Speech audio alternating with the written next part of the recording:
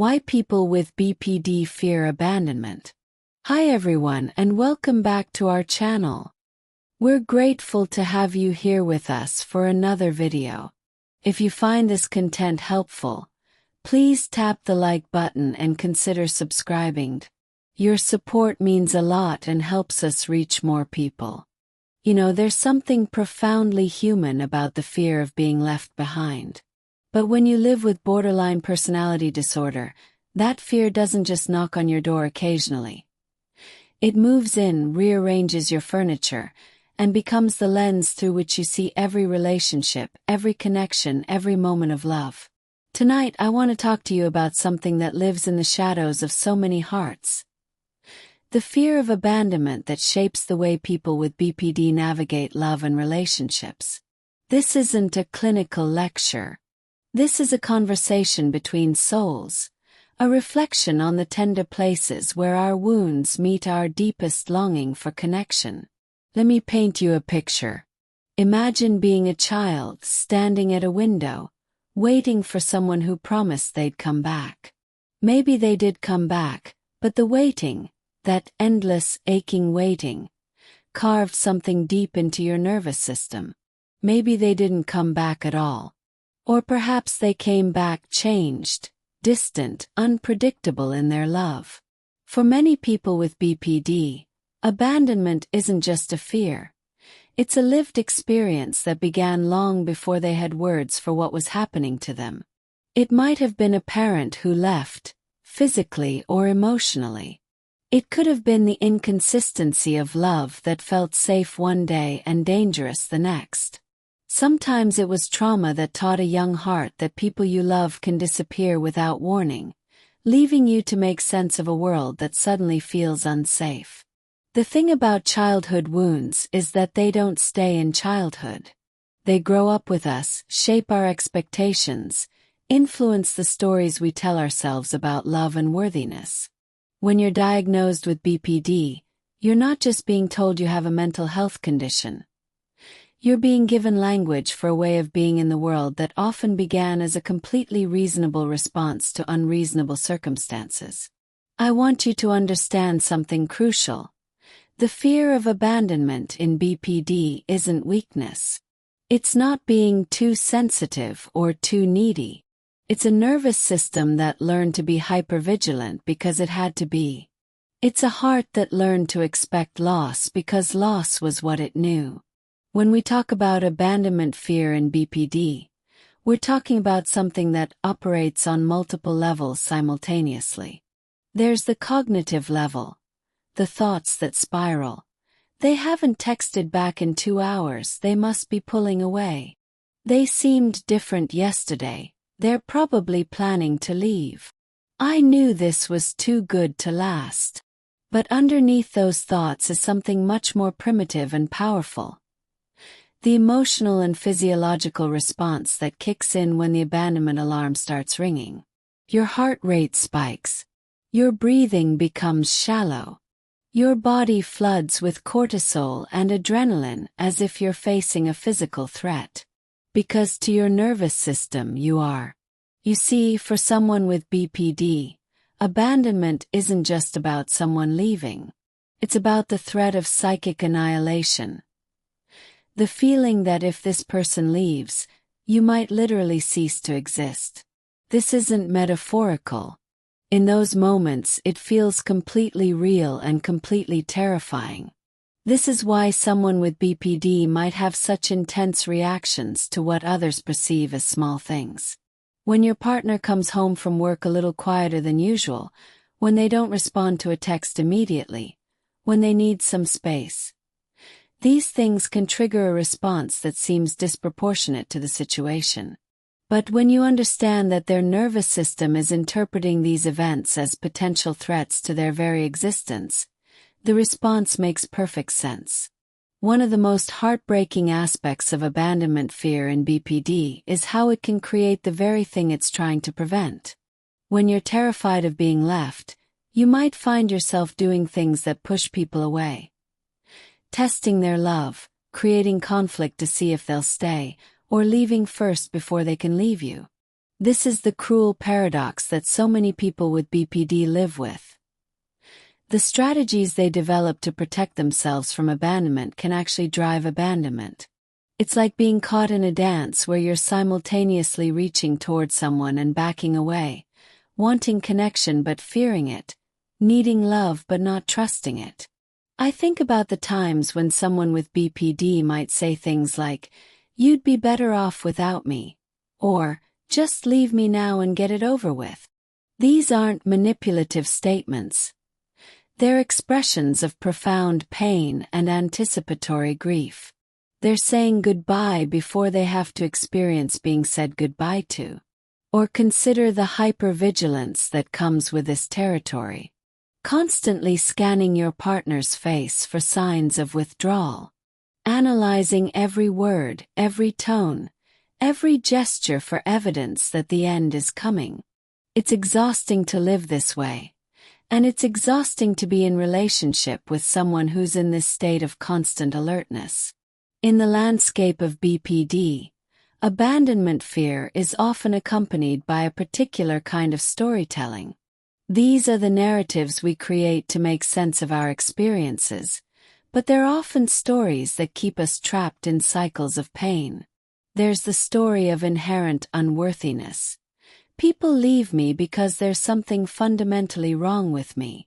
This story feels true because it's been reinforced by experiences of loss and rejection, but it's a story that makes every relationship feel temporary, every love feel conditional. There's the story of inevitable loss. Everyone leaves eventually, so I might as well prepare myself for it. This story creates a kind of emotional armor, but it's armor that also keeps love out. And there's the story of responsibility. If I could just be better, do more, need less, maybe they'd stay. This story leads to exhausting attempts to be perfect, to anticipate every need, to make yourself indispensable as a protection against being discarded. These stories feel real because they're based on real experiences. But they're not the whole truth. They're survival strategies that served a purpose at one time but may no longer serve the person you're becoming. To really understand abandonment fear in BPD, we need to understand how trauma lives in the body. Your nervous system doesn't distinguish between past and present when it comes to threat detection. If you experienced abandonment or neglect in your early years, your nervous system learned to be constantly alert for signs that it might happen again. This isn't a conscious process. You don't wake up and decide to scan for abandonment cues.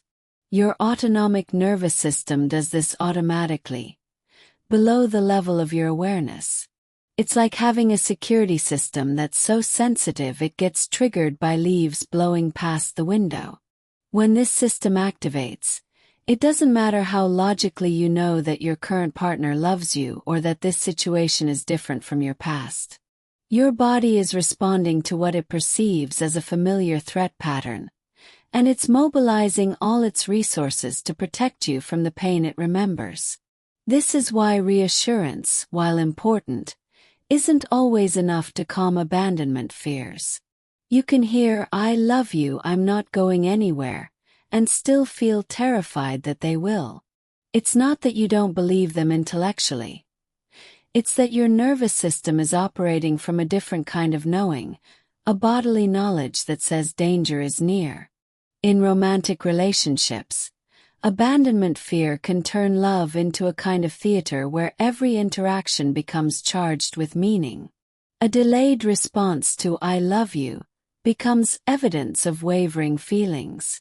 A need for alone time becomes a sign of pulling away. A bad mood becomes a preview of rejection. I think about how someone with BPD might experience their partner coming home from work.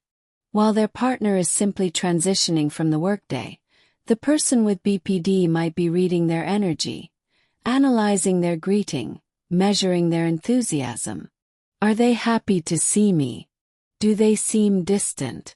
Did something happen that's going to change everything? This hypervigilance can create an emotional intensity that's both beautiful and exhausting. People with BPD often love with a depth and passion that's extraordinary. They notice things others miss. They remember the smallest gestures of love. They can create moments of intimacy that feel transcendent. But this same sensitivity that allows for such deep love can also make ordinary relationship challenges feel catastrophic. A normal disagreement can feel like the beginning of the end. A partner's need for space can feel like the first step toward abandonment. It's important to understand that this isn't something someone with BPD can simply choose not to do. This is how their nervous system has learned to navigate relationships. It's not a character flaw. It's an adaptation to experiences that taught them that love could disappear without warning. Abandonment fear doesn't exist in isolation. It ripples out into every aspect of how someone with BPD experiences relationships. It affects how they interpret conflict, how they handle separations, how they deal with change, and how they navigate the normal ups and downs of partnership. Take conflict, for example. For many people, arguments are unpleasant but manageable parts of relationships. They're problems to be solved, differences to be worked through. But when you live with abandonment fear, conflict can feel existential. Every disagreement carries the potential weight of loss. This is why someone with BPD might have such intense reactions to what seem like minor conflicts. They're not just responding to the immediate issue.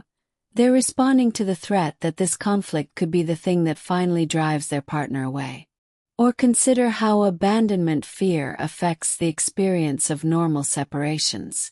When your partner goes on a business trip, spends time with friends, or even just goes to work, it can trigger the same alarm system that would activate if they were actually leaving forever. The rational mind knows the difference, but the nervous system doesn't always make that distinction. I want to speak directly to anyone who recognizes themselves in this description. Your fear makes sense. Your reactions make sense. The way your nervous system responds to perceived threats of abandonment is not a failing. It's a reflection of experiences that taught you that love could be dangerous, that people could disappear, that your heart needed to be constantly on guard. But here's what I want you to know. Healing is possible. Not healing that erases your sensitivity or your capacity for deep feeling. That's not the goal. Healing that helps you distinguish between past wounds and present reality. Healing that gives you tools to work with your nervous system instead of being overwhelmed by it. This kind of healing doesn't happen overnight. And it doesn't happen in isolation. It happens in relationship. Sometimes with therapists, sometimes with partners who understand, sometimes with friends who see you clearly and love you anyway. It happens when you find people who can hold space for your fear without being destroyed by it, who can offer reassurance without getting frustrated when it needs to be offered again. This can create a particular kind of suffering because the person with BPD often knows their reactions are disproportionate, but they can't simply think their way out of them. They might feel ashamed of their fear, guilty about the impact it has on their relationships, frustrated by their inability to just get over it. Here's one of the most profound aspects of abandonment fear in BPD. The very thing you want most, deep, secure love, can also be the thing that terrifies you most. Love makes you vulnerable. It gives someone the power to hurt you in ways that feel unsurvivable. The more you love someone, the more you have to lose.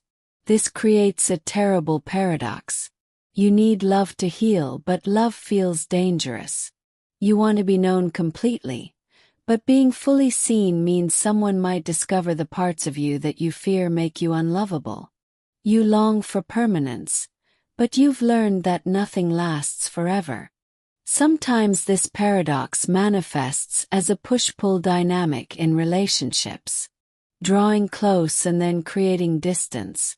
Testing love and then punishing it when it doesn't feel secure enough. wanting reassurance but not being able to fully receive it when it comes. I want to speak directly to anyone who recognizes themselves in this description. Your fear makes sense. Your reactions make sense. The way your nervous system responds to perceived threats of abandonment is not a failing. It's a reflection of experiences that taught you that love could be dangerous, that people could disappear, that your heart needed to be constantly on guard. But here's what I want you to know. Healing is possible. Not healing that erases your sensitivity or your capacity for deep feeling. That's not the goal. Healing that helps you distinguish between past wounds and present reality. Healing that gives you tools to work with your nervous system instead of being overwhelmed by it. This kind of healing doesn't happen overnight. And it doesn't happen in isolation. It happens in relationship. Sometimes with therapists, sometimes with partners who understand, sometimes with friends who see you clearly and love you anyway. It happens when you find people who can hold space for your fear without being destroyed by it, who can offer reassurance without getting frustrated when it needs to be offered again.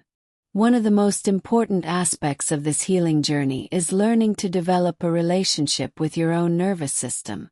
Instead of being at war with your fear, you begin to understand it. You start to recognize the early warning signs that your abandonment alarm is activating. You develop tools, breathing techniques, grounding exercises, self-soothing practices that can help regulate your nervous system when it goes into threat mode. But perhaps most importantly, you begin to challenge the stories that abandonment fear tells you. Not by dismissing them or pretending they're not real, but by examining them with curiosity and compassion. You start to ask questions like, is this feeling about what's happening right now, or is it about something that happened before?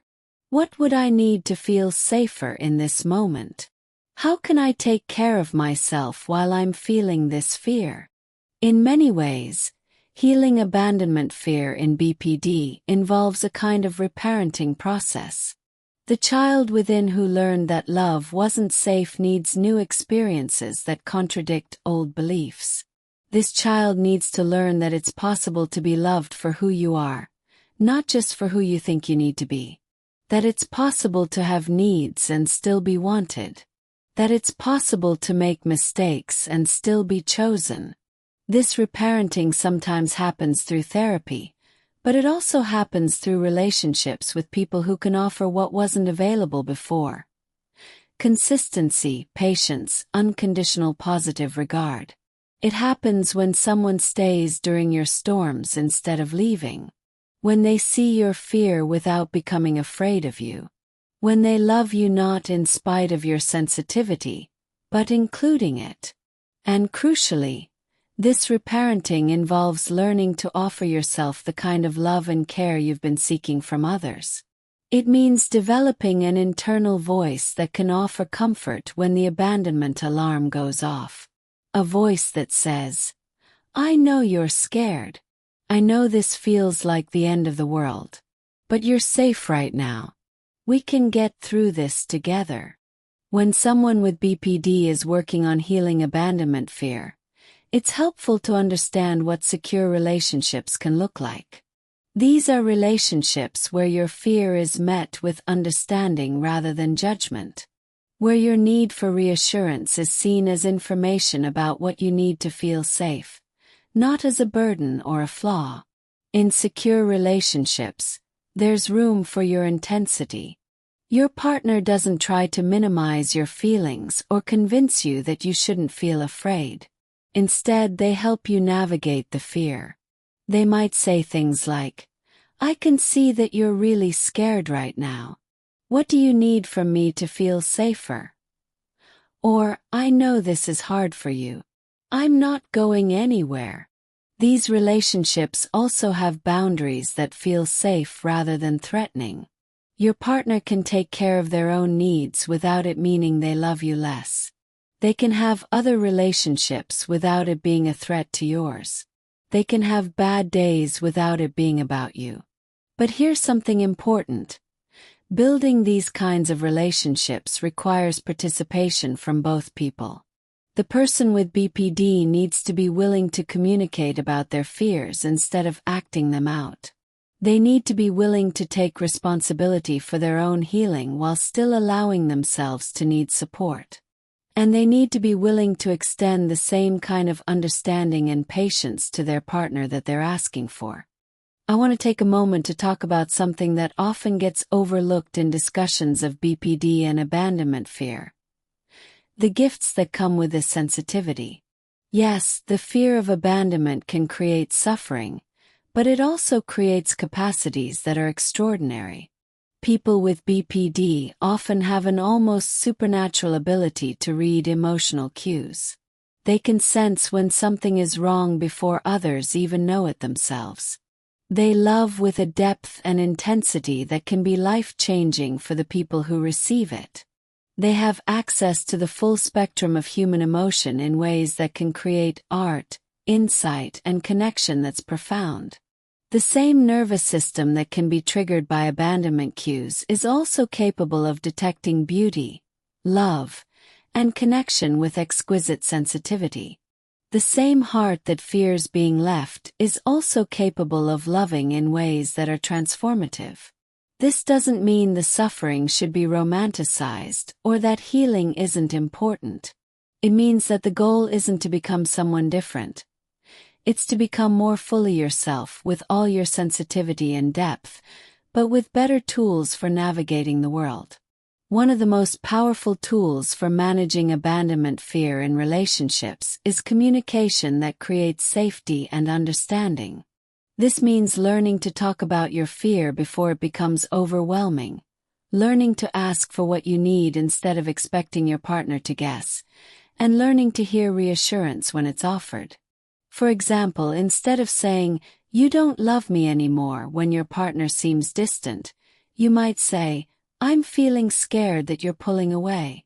Can you help me understand what's going on for you?" This kind of communication invites connection instead of creating defensiveness. Or instead of testing your partner's love by creating conflict, you might say, "I'm feeling insecure about us right now. Could you remind me how you feel about me?" This gives your partner the opportunity to offer reassurance directly rather than having to prove their love through enduring tests. This kind of communication takes practice, especially when your nervous system is activated and you're in fight or flight mode. But it's a learnable skill, and it can transform relationships by creating more intimacy and less reactivity. For nervous systems that have learned to expect abandonment, predictability becomes a form of medicine. Not the predictability of boredom, but the predictability of reliable love. This might look like consistent communication patterns, regular check-ins about the relationship, or rituals that reinforce connection. Some couples develop specific ways of handling the times when abandonment fear gets activated. They might have a code word that means, "I'm feeling scared that you're going to leave me," that signals the need for extra reassurance. They might have specific phrases that offer comfort. "I'm here. I choose you. This feeling will pass." The goal isn't to eliminate all uncertainty from relationships. That's neither possible nor healthy. The goal is to create enough safety and predictability that your nervous system can begin to relax, to learn that love can be stable even when life isn't perfectly predictable. When we understand abandonment fear and BPD as a response to trauma, it changes how we approach healing. Trauma-informed love recognizes that certain things might be triggering not because of what's happening now, but because of what happened before. It creates space for the reality that healing isn't linear, that there will be good days and hard days, that progress sometimes looks like taking 2 steps forward and 1 step back. This kind of love doesn't try to fix or cure.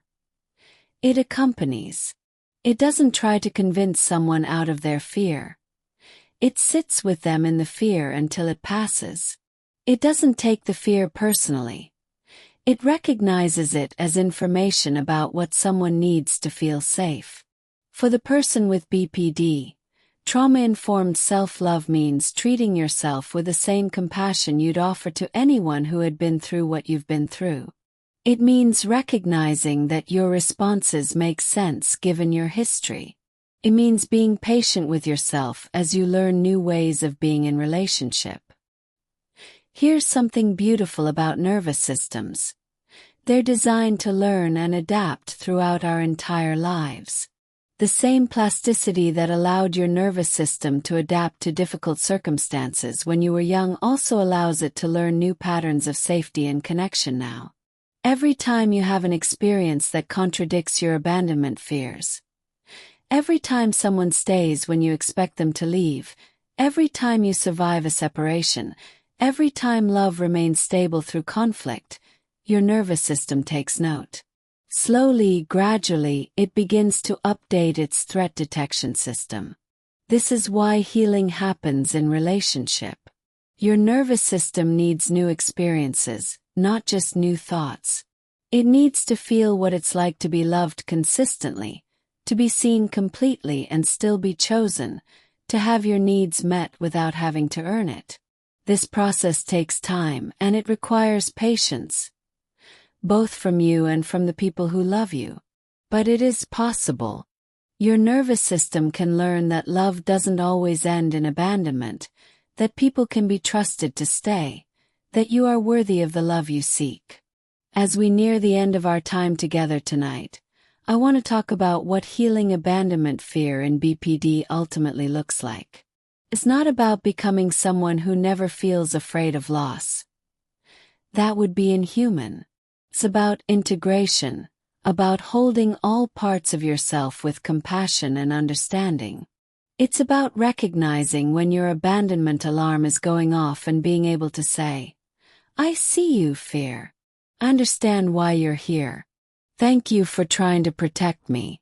Let me take care of this situation with all the wisdom I have now, not just the survival strategies I learned when I was young." Healing looks like being able to love deeply without being destroyed by the possibility of loss. It looks like being able to communicate your needs clearly instead of expecting others to read your mind. It looks like being able to tolerate the uncertainty that comes with all relationships while still choosing to stay open to love. If you're someone who struggles with abandonment fear, whether you have a BPD diagnosis or not, I want you to hear this. Your fear doesn't make you broken. Your sensitivity doesn't make you too much. Your need for reassurance doesn't make you a burden. You are a person who has learned to be afraid because you had reason to be afraid. You are a person whose heart is so open that it can be easily wounded. But that same openness is also your greatest strength. You love deeply, feel profoundly, and see clearly. These are gifts, even when they sometimes feel like curses. The work of healing isn't about becoming someone different. It's about becoming more fully yourself. Yourself with better tools, yourself with more support, yourself with the understanding that you deserve the love you seek. Your story doesn't end with abandonment. Your story doesn't end with fear. Your story is still being written, and you get to be the author of the chapters that come next. Tonight we've explored the landscape of abandonment fear in BPD. The wounds that create it, the ways it shows up in relationships, and the paths toward healing. We've talked about nervous systems and trauma, about love and fear, about the courage it takes to keep choosing connection even when connection feels dangerous. Most importantly, we've talked about hope. Hope that healing is possible. Hope that love can be stable. Hope that the very sensitivity that creates such pain can also create such beauty. Remember, you are not alone in this journey. Your fear is understandable. Your healing is possible. And your heart, that brave, tender, resilient heart, deserves all the love it seeks. Thank you for spending this time with me tonight. Thank you for your courage in facing these tender places within yourself. And thank you for continuing to choose love, Even when love feels scary, your story is still being written. And I believe the best chapters are yet to come. If this message speaks to you, we'd love it if you gave this video a thumbs up, shared your thoughts in the comments, and subscribe for more meaningful content. Your support helps others discover their path to healing too. Thank you for being part of this growing community.